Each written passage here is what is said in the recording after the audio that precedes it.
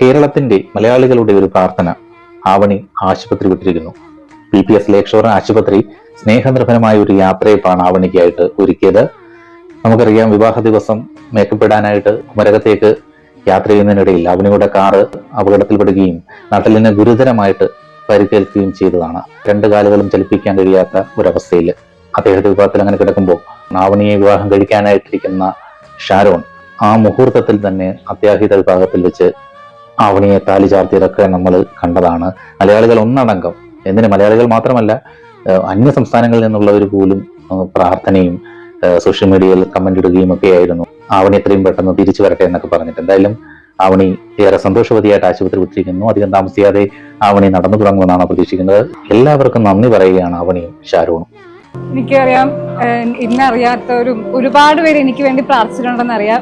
എല്ലാവർക്കും എന്നെ അറിയാത്തവരും ഒരുപാട്, എനിക്കൊന്ന് വേറെ സ്റ്റേറ്റിൽ നിന്ന് വരെ, തമിഴ്നാട്ടിൽ നിന്നും കർണാടക, പല സ്റ്റേറ്റിൽ നിന്ന് വരെ എനിക്ക് മെസ്സേജസും ഫോൺ കോൾസൊക്കെ ഇങ്ങനെ വരാറുണ്ട്.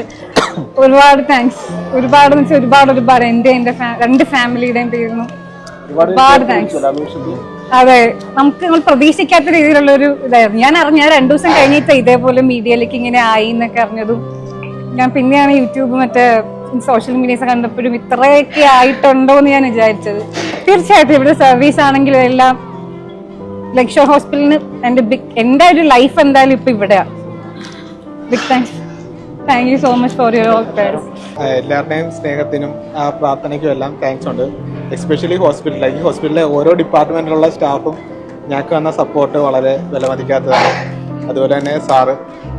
എന്തായാലും സന്തോഷകരമായ വാർത്ത. ലേക്ക് ഷോർ ആശുപത്രിയാണ് ഈ ഒരു വീഡിയോ പങ്കുവച്ചിരിക്കുന്നത്. എന്തായാലും ചികിത്സയ്ക്കാണ് പ്രാധാന്യം.